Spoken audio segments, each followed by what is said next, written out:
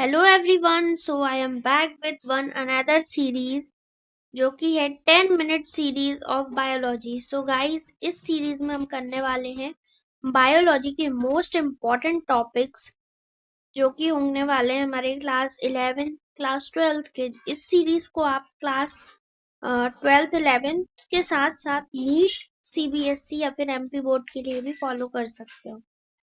तो guys, let's start. इस series में हम सबसे पहले जो टॉपिक लेने वाले हैं वो है हमारा इस सीरीज में हम जो हमारा सबसे पहला टॉपिक लेने वाले हैं वो है हमारा human physiology disorders. So guys, जो भी हम चैप्टर्स पढ़ते हैं हमारे ह्यूमन फिजियोलॉजी क्लास 11th में, उसमें टोटल 5 चैप्टर्स गिवन है।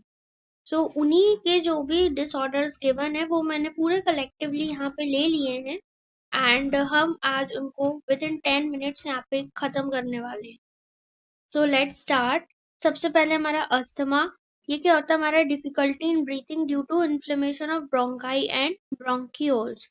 ठीक है, तो इसको हम वीजिंग साउंड से भी डिटेक्ट कर सकते हैं। सेकेंड है हमारा एम्फाइजेमा, जो कि है damage of alveolar walls reducing respiratory surface. ये मोस्ट कॉमनली स्मोकिंग के कारण होता है। थर्ड है हमारा ऑक्यूपेशनल रेस्पिरेटरी डिसऑर्डर। इसमें क्या होता है? हमारे जो लंग्स रहते हैं वो डैमेज हो जाते हैं। क्यों डैमेज हो जाते हैं? Long term exposure of dust. कौन सी डस्ट होती है अब इसमें? तो ये, क्योंकि देखो नाम से ही हम समझ सकते हैं ऑक्यूपेशनल रेस्पिरेटरी डिसऑर्डर। ओके, सो यहाँ पे जैसे कि जो हमारे वर्कर्स होते हैं इंडस्ट्रीज में वर्क करते हैं, जैसे कि ग्लास बैंगल्स जो हमारी बनती हैं, ओके, और बाकी जैसे कि सिलिकॉन से जो भी आइटम्स बनते हैं, तो जो ये हमारी इंडस्ट्रीज होती हैं, तो वहां पे क्या ग्लास जब बनता होगा तो उसकी डस्ट नहीं उड़ती होगी। Same with silicon. तो जो ये इनकी डस्ट उड़ती है उससे जो लॉन्ग एक्सपोजर होता है, तो उसके कारण जब लंग डैमेज हो जाते हैं तो उसको हम क्या बोलते हैं? Occupational respiratory disorder. नेक्स्ट है hypertension, high blood pressure, coronary artery disease, narrowed coronary arteries. इसमें क्या होता है? हमारी जो आर्टरीज होती हैं कोरोनरी आर्टरीज, वो बहुत ही ज्यादा पतली हो जाती हैं। एंजाइन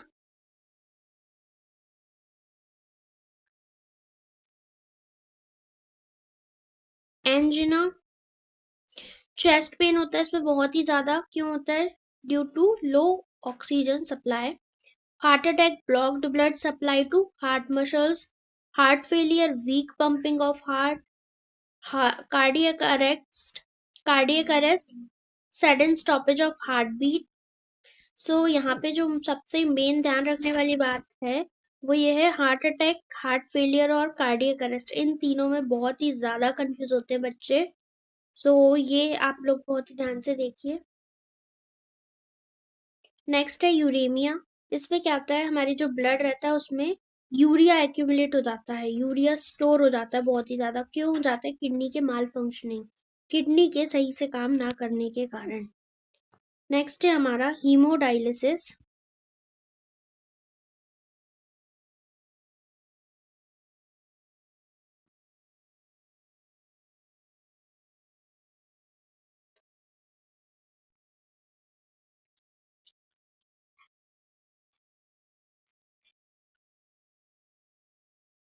ओके, सो नेक्स्ट है हमारा हीमोडायलिसिस।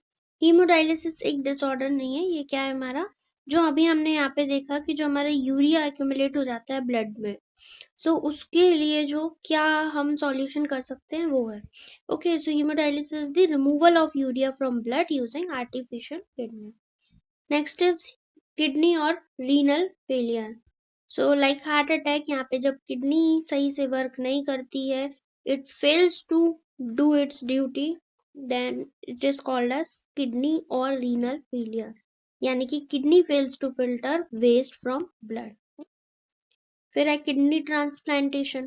किडनी ट्रांसप्लांटेशन में क्या होता है? हम जो है रिप्लेसमेंट ऑफ फेल्ड किडनी कर देते हैं with healthy donors kidney. Okay, healthy kidney के साथ उसको रिप्लेस कर देते हैं। Next is renal कैल्कुलाई, kidney stones. ठीक है, जो आपने सुना होगा पथरी, इसको हम हिंदी में पथरी भी बोलते हैं।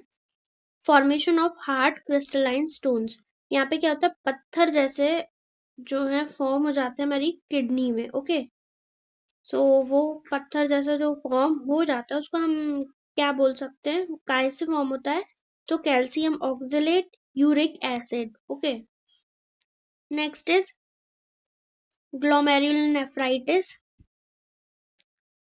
इसमें क्या होता है, inflammation of glomeruli of kidney. Next is myasthenia, myasthenia gravis.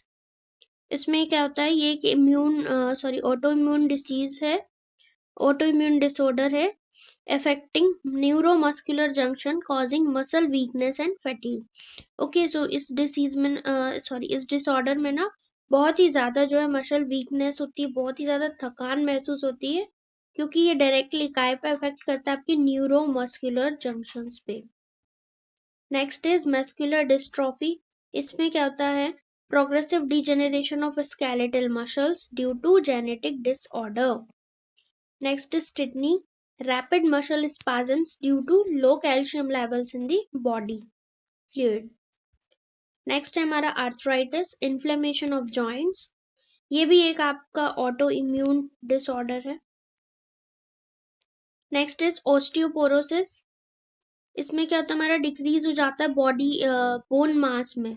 ठीक है, decrease in bone mass leading to fragile bones and fractures. Low estrogen इसका सबसे ज्यादा कॉमन कॉज है।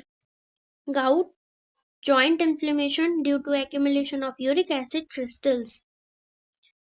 So guys, ये थी हमारी 10 मिनट सीरीज, जिसमें हमने जो है पूरा कवर कर लिया है अपना डिसऑर्डर्स जो भी हमारे ह्यूमन फिजियोलॉजी में गिवन। सो गाइज, ऐसे अमेजिंग वीडियो और भी अगर आप लोग चाहते हो तो लाइक शेयर एंड सब्सक्राइब जरूर करें, जिससे मुझे कॉन्स्टेंटली मोटिवेशन मिले कि मैं आपके लिए ऐसे और अमेजिंग वीडियो लेके आऊं। So that's all for today, thank you, मिलते हैं नेक्स्ट वीडियो में।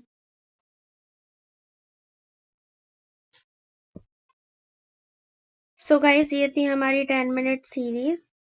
अगर आप लोगों को पसंद आई हो तो लाइक शेयर एंड सब्सक्राइब जरूर करिए, जिससे मुझे कॉन्स्टेंटली एक मोटिवेशन मिलेगा आप लोगों के लिए ऐसे और अमेजिंग वीडियोस लाने के लिए। So that's all for today, thank you, मिलते हैं next video of this series.